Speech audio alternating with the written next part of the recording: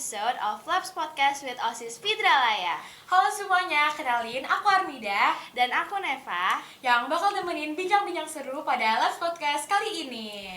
Penonton semua kayaknya baru pertama kali nggak sih lihat muka kita, karena di episode sebelumnya penonton semua ditemenin sama Kinara dan Anggita nih. Bener banget tuh, Nev. Nah, kan barusan kita udah perkenalan diri ya, Nev, ke penonton semua. Gimana kalau sekarang kita minta narasumber kita buat perkenalan diri dulu nih? Kita geser sedikit kameranya. Oke, halo. Nama saya Rizky Taufik Hidayat. Saya selaku guru Lab School olahraga di SMP Lab School Jakarta. Saya juga selaku pelatih atletik di Lab School Jakarta. Seperti itu. Apa kabar, Pak Rizky? Alhamdulillah, sehat kan gimana? Alhamdulillah. Sehat juga. Oke, Pak. Langsung aja kali ya kita ke pertanyaan pertama, Nev. Langsung lihat. Bapak boleh nggak sih, Pak, ceritain dengan singkat cabang olahraga atletik itu apa sih? Oke, atletik itu adalah cabang olahraga tertua di dunia ya. Itu ibaratnya mother of sportnya olahraga. Jadi kayak semua gerakan atau semua elemen olahraga itu ada di atletik. Kayak melempar, melompat, seperti itu. Kayak terus berlari juga. Karena kan semua elemen gerak tuh ada di atletik. Jadi kayak disebutnya tuh mother of sportnya, seperti itu. Berarti macam-macam ya Pak, di dalam macem-macem. olahraga ini ada banyak gitu ya. Ada banyak, kayak perlombaan juga ada banyak, ada melempar, ada lempar lembing, ada lempar tolak peluru segala macamnya seperti itu. Nah, untuk pertanyaan selanjutnya nih Pak, kapan Bapak mulai tertarik dengan bidang atletik? Dan kira-kira ada nggak Pak sosok yang menginspirasi Bapak di balik itu semua? Oke, untuk kenapa Bapak masuk atletik itu semenjak Bapak SMP ya. Kayak kalian SMP nih, lagi masih SMP kan. Di Bata dulu Bapak tuh ada olahraga yang menunjuk Bapak untuk menjadi atlet atletik untuk di cabang olahraga untuk ODSN seperti itu. Jadi kayak Bapak ditunjuk nih untuk latihan di velodrome untuk persiapan ODSN di tingkat kecamatan waktu itu. Nah, waktu itu Bapak latihan segala macam, lomba juara satu, lanjut ke tingkat kota, bis kota langsung ke tingkat provinsi segala macamnya. Nah, itu untuk tingkat provinsi Bapak alhamdulillah nggak juara karena emang persaingannya agak ketat lah ya kalau di tingkat provinsi itu. Nah, akhirnya semenjak itu Bapak latih-latihan sampai SMP, SMA, sampai kuliah pun tetap latihan di Romangun. Sampai kuliah pun Bapak tuh kuliahnya di UNJ, di Fakultas Ilmu Keolahragaan, seperti itu.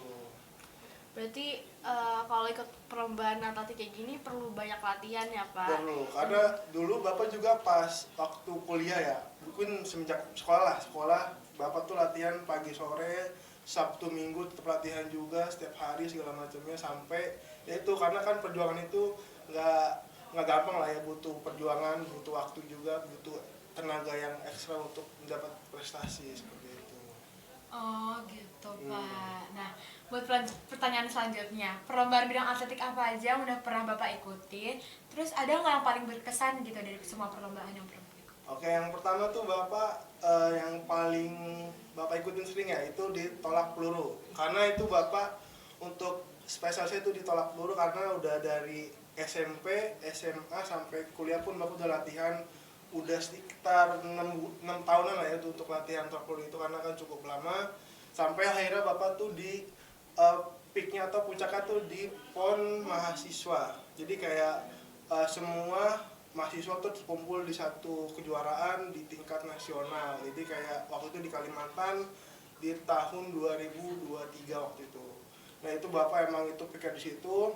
Ya, alhamdulillah Bapak belum juara lah ya, karena emang lumayan berat persaingannya, tapi alhamdulillah di tingkat provinsi sampai ke tingkat nasional pun Bapak alhamdulillah ada juaranya di situ. Tapi untuk tingkat PON nasional itu Bapak nggak juara. Berarti persaingannya lumayan ketat juga ya Pak? Ketat banget, karena emang semua mahasiswa terkumpul di situ. Ibaratnya yang terbaik lah ya di semua daerah. Kayak gitu. Nah, untuk pertanyaan selanjutnya nih Pak, ada nggak Pak tantangan terbesar yang pernah Bapak hadapi dalam dunia atletik ini? Kalau atletik ya, ibaratnya yang satu tuh rasa males ya, karena kan semua pasti males lah ya untuk latihan pagi sore, terus juga waktunya pasti ibaratnya kan remaja lah ya, anak remaja pengen main, terus pengen nongkrong segala macem, atau enggak ya ibaratnya kalau dulu kan punya crush lah ya, punya pacar segala macem, ibaratnya tuh kan pengen Sabtu itu pengen jalan lah ya, pengen ibaratnya pengen ketemu segala macem. Nah, kita akhirnya ya udah kita latihan, kita luang waktunya untuk berprestasi untuk kedepannya, karena kan prestasi itu kan gak mudah lah ya, butuh perjuangan, butuh ibaratnya waktu untuk latihan segala macamnya, yaitu ibaratnya kita luangkan waktu muda kita untuk berprestasi. Keren banget nih Pak Rizky ya, Nel. Jadi semua rasa males, rasa-rasa pokoknya males-males Ya, harus dilawan masih muda semua ya. masih muda, pengen apa, pengen itu, pengen nyoba ini, tapi ya kita tetap latihan, tetap ibaratnya target untuk juara, untuk prestasi, untuk masa depan. Harus tetap konsisten ya Pak. Betul, karena prestasi itu ya nggak mudah lah ya, butuh perjuangan, butuh effort yang lebih untuk menjadi sang juara, itu emang luar biasa. Apalagi itu ibaratnya kebanggaan keluarga lah gitu. Kapan lagi jadi kebanggaan keluarga kan? Ibaratnya kalian latihan pagi sore, terus pas Sabtu Minggu ya kalian pulang dapat medali, bangga banget kan pulang ke rumah nih, "Ma, aku juara." Tuh, itu bangganya luar biasa seperti itu. Setuju banget. Terus nih Pak, kapan dan kenapa akhirnya Bapak tuh tertarik buat jadi guru olahraga atau coach gitu? Oke, waktu itu Bapak kan selaku pelatih waktu ya. Kan Bapak udah atlet nih, udah kelar, atletnya udah pensiun. Jadi Bapak nyejaki untuk pelatih kan, pelatih di Romangun. Jadi gitu. Nah, pertama Bapak tuh ngelatih kids atletik. Jadi itu anak-anak atletik, anak-anak kecil lah ya untuk latihan atletik seperti itu. Jadi dari situ Bapak tertarik untuk melatih atletik. Sampai sekarang Bapak kayak pengen mengembangkan nih untuk jadi guru, karena kan kita atlet itu kan nggak ada masanya lah ya, jadi nggak selamanya di atlet seperti itu, jadi kayak ada masanya. Jadi Bapak berpikir kayak kalau misalkan atlet terus nggak mungkin Bapak bisa berkembang gitu, jadi kayak Bapak mencoba lah untuk jadi guru biar mengembangkan talenta Bapak di semua bidang seperti itu, di semua keahlian kayak gitu. Jadi mungkin kalau di guru ini kan ibaratnya kita melibatkan kayak siswa, jadi kita bisa tahu gimana kondisi siswa segala macamnya, jadi kita bisa mengajarkan nih yang jadi nggak tahu jadi tahu kayak gitu. Ibaratnya kayak nggak bisa jadi bisa. Berarti itu kan ibaratnya kayak apa ya, kayak ada praktek sendiri lah untuk bangga sendiri untuk bisa mengajarkan anak-anak kayak gitu. Berarti emang perlu proses dan kesadaran dari kita yang masing-masing juga. Nah, betul seperti itu. Jadi kayak kita tuh selaku siswa dulu kan, selaku mahasiswa segala macam ya, kita harus mengembangkan diri kita tuh lebih luas lagi gitu. Jadi jangan di satu titik aja gitu, jangan jadi atlet terus ya kan. Kita butuh ibaratnya ke jenjang kedepannya lah, mau jadi apa, pengen apa segala macamnya kayak gitu. Nah Bapak akhirnya milih jadi guru tuh yaitu mungkin satu mau ibaratnya mau mengabdi juga lah ya untuk negara ini, untuk mencari anak bangsa segala macamnya ya kan, dan juga ya ingin mencetak bibit-bibit unggul untuk atletik ya kan ke depannya, kayak mau mencetak atlet dari sekolah kan, itu kan butuh effort lah ya, berarti dari nol banget terus dibentuk jadi atlet kan, itu kan butuh waktu, butuh tenaga, dan butuh pikiran yang emang lama lah seperti itu kayak gitu. Nah, kita lihat-lihat nih ya Pak, kan Bapak suka hobi naik gunung nih. Oke. Apalagi kalau dikaitin sama dunia atletik gitu. Boleh kali apa ceritain dikit-dikit? Kenapa sih Bapak suka naik gunung? Awalnya gimana bisa tertarik? Oke, yang pertama waktu itu Bapak diajak sama teman Bapak namanya Agung dan Adan waktu itu ya, karena itu waktu kuliah kan, waktu itu Bapak semester 5 lah. Itu ibaratnya kita habis latihan segala macam setahun tuh, terus pertandingan dipetakan boring lah ya. Masa latihan terus setiap tahun kan. Butuh ibaratnya tuh butuh liburan, butuh holiday lah ya kalau anak-anak muda sekarang. Ibaratnya ya kita diajak sama Agung itu teman Bapak untuk naik gunung nih, coba sekali-kali naik gunung. Nah itu untuk pertama kali Bapak naik gunung lumayan tinggi lah, itu 3000 mPL, itu di gunung Sindoro, itu di Jawa Tengah di Wonosobo, itu lumayan tinggi. Nah waktu itu Bapak cuma bawa sepatu running doang, nggak pakai sepatu hiking. Bayangin pakai sepatu running kan, itu kan licin kan, kalau hiking kan ada gitu kan. Nah itu Bapak ibaratnya tuh pakai sepatu running naik gunung, ya itu jatuh-jatuhan segala macem, cuma bertiga doang naik gunung.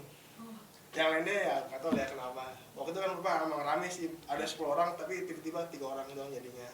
Itu 3 orang Bapak naik gunung, satu tenda 3 orang naik gunung, dari pokoknya Bapak berangkat tuh hari Jumat, terus pulangnya hari Minggu, terus naik ke puncaknya tuh hari Sabtu. Seperti itu. Jadi kayak emang butuh effort. Itu mungkin biar menghilangkan penat lah ya, untuk menghilangkan kayak boring kita saat latihan atau saat perlombaan segala macamnya kayak gitu. Nah karena Bapak udah sering mendaki gunung nih Pak, emang gunung apa aja sih Pak yang pernah Bapak daki? Oke, yang pertama ada Gunung Sindoro, Gunung Prau, terus Gunung Sumbing, Gunung Merbabu terakhir kemarin di pas waktu bapak wisuda kan bapak sudah tuh waktu itu wisuda kuliah. Nah bapak tuh naik Merbabu pakai toga, itu kebanggaan banget naik gunung pakai toga, ibarat tuh kayak wah itu bangga banget habis kita lulus kuliah kita naik gunung, itu suatu kebanggaan yang luar biasa sih kita naik gunung bareng-bareng teman-teman gitu. Apalagi habis kuliah, habis udah lulus wisuda lagi kayak gitu. Berarti udah banyak juga ya gunung yang pernah Bapak daki. Betul. Nah, dari semua gunung yang pernah Bapak daki, gunung apa yang paling menantang? Terus kenapa?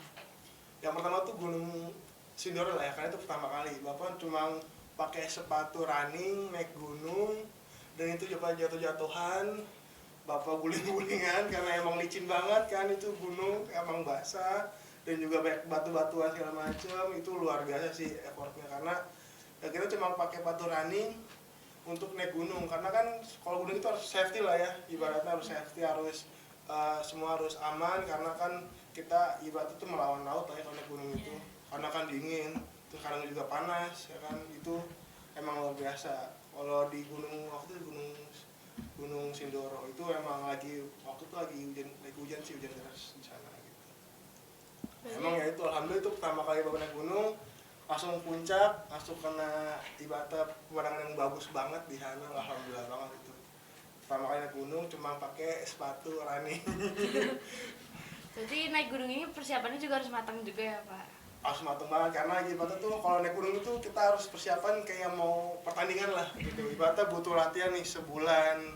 Ibaratnya itu kan ibaratnya kita bawa carrier kan berat kan, carrier itu kan bisa 10 kilo lah carrier itu, tas carrier itu. Nah terus juga sepatunya harus safety, karena kan kalau gunung itu kan licin, apalagi banyak lumpur, banyak batuan segala macem. Nah itu harus safety juga, dan juga harus siapin fisiknya terutama gitu, karena kalau kita fisiknya nggak kuat nih, kita bakal kayak kena hipotermia. Jadi itu kayak apa namanya, kedinginan lah. Kayak gitu, kedinginan, kayak dia tuh menggigil tapi kayak kerasa tuh kayak gerah gitu. Itu namanya kayak gigilan di sana. Jadi kayak bahaya. Makanya butuh namanya latihan untuk naik gunung. Jadi nggak sembarangan naik gunung itu. Butuh temen yang udah ahli. Jangan sendiri naik gunung, berdua naik gunung, wah itu bisa meninggal itu, hati-hati. Karena kita kan butuh pengalaman juga naik gunung kan, gak mungkin ujuk-ujuk langsung naik gunung, wah udah tuh masalah pulang-pulang gitu. Nah dari sekian banyak gunung tadi, ada nggak apa pengalaman yang paling unik atau paling berkesan saat mendaki gunung?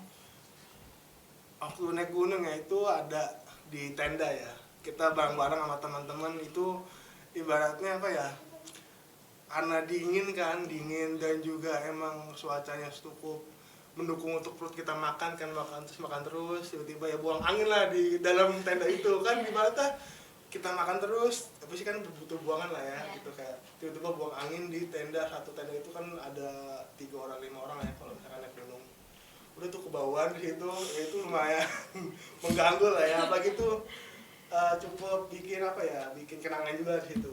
Dan juga yang paling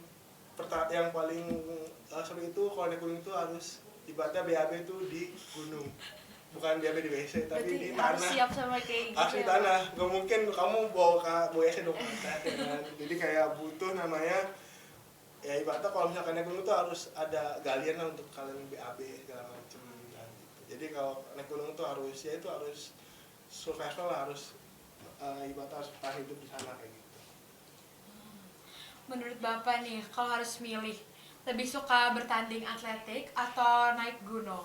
Terus kenapa tuh Pak? Aduh, kalau itu sih nggak bisa dipisahin lah ya, itu satu kesatuan dimana. Tapi kita tuh habis tanding pasti ya kita naik gunung kayak gitu untuk hilangkan stres itu habis tandingan. Jadi kayak itu tuh satu kesatuan lah, itu wajib, ibaratnya tuh kayak sunnah wajibnya lah gitu. Ibaratnya habis lomba harus naik gunung kayak gitu. Kalau nggak ya kita ke puncak, kita nge-camp itu kayak camp bareng-bareng teman-teman di satu tenda segala macam kayak gitu. Jadi kita tuh butuh refreshing lah, apalagi masa-masa muda itu butuh banyak pengalaman, jangan di rumah saja gitu.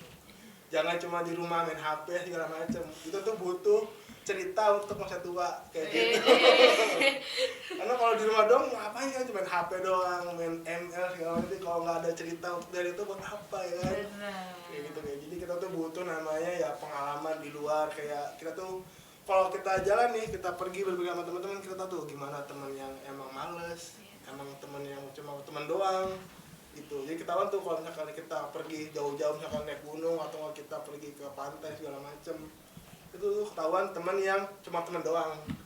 Kalau cuman kayak butuh doang adanya kayak gitu. Sifat aslinya langsung ketahuan Keluar ya, banget Pak. sih itu, keluar banget kalau kita pergi jauh. Kan karena jauh kita cuma teman doang yang kita andelin, ya udah. Kalau teman kita emang kayak gitu, sifatnya ya udah kita jauhin aja kalau emang teman-teman doang lah ya. Kayak gitu.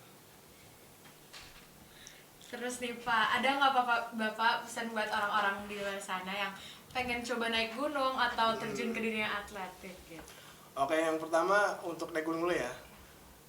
Selagi kalian muda naik gunung lah, karena ya kita nggak tahu kalau udah tua pasti ya susah naik gunung itu kan. Ibaratnya butuh fisik yang kuat, butuh modal juga kayak sepatu, kayak tas carrier, kayak jaket dan juga konsumsi atau enggak akomodasi segala macam itu kan butuh uang kan. Yaitu pokoknya selagi ada waktu gas aja naik gunung atau enggak ya. Masa muda ya, Pak. Betul, masa muda kan nggak bisa ulang 2 kali Iya, dong, iya. apalagi emang masih panjang lah masa muda itu kan. Kalau udah tua ibaratnya ya diem di rumah doang, nggak ngapain ya. Mungkin kalau misalkan muda yang olahraga sampai tua olahraga pasti bakal enak gitu. Jadi makanya butuh namanya pengalaman hidup untuk masa tua kalian nanti, untuk bercerita lah untuk ke teman kalian, ke mungkin ke pasangan kalian atau enggak ke cucu kalian kayak gitu. Ada cerita yang menarik lah untuk diceritakan untuk mereka kayak gitu. Untuk atletik kalian cobalah, karena semua olahraga itu ibaratnya butuh namanya perjuangan untuk menjadi prestasi atau menjadi juara. Karena jangan jangan meremehkan kalian tuh kayak capek latihan atau kalian malas atau untuk latihan. Nah itulah masa muda itu ya harus kalian bentuk gitu. Masa kalian mau sama aja kayak teman-teman kalian yang cuma main game dong segala macem tapi nggak mau prestasi. Kalian tuh harus berubah, kalian tuh harus beda lah dari teman kalian gitu. Kalian tuh harus ibaratnya jadi pembeda untuk keluarga kalian, untuk teman kalian gitu. Ibaratnya kalau prestasi itu ibaratnya ya suatu kebanggaan bakal diingat sampai kalian tua kayak gitu. Sampai kalian punya anak, punya pasangan, punya cucu segala bakal diingat, itu bakal diceritain sampai masa tua lah untuk prestasi itu. Seperti itu. Karena itu juga berefek ya, kayak misalkan waktu itu Bapak prestasi nih juara satu provinsi itu buat jalur prestasi untuk sekolah. Terus juga buat kuliah juga itu ibaratnya untuk untuk jalur prestasi itu sangat mudah lah untuk sertifikat itu. Karena kan kita kan kalau itu kan dapat sertifikat untuk itu untuk jalur prestasi kalian. Ibaratnya tuh jalan tol lah buat kalian tuh menuju prestasi atau enggak pendidikan yang lebih tinggi lagi. Kayak gitu. Seru juga ya, Mit, dengerin cerita Pak Rizky tadi. Setuju banget, Nel. Gimana nih penonton semua? Seru kan cerita-cerita dari Pak Rizky tadi? Seru dong pastinya, macem-macem ya tadi, mulai dari jenis-jenis olahraga atletik, ada lempar lembing, terus masih banyak lagi sampai cerita-cerita mendaki gunung. Semoga podcast kali ini bisa bermanfaat untuk penonton semua ya, bisa buat menjaga tubuh biar lebih sehat dan bugar lagi.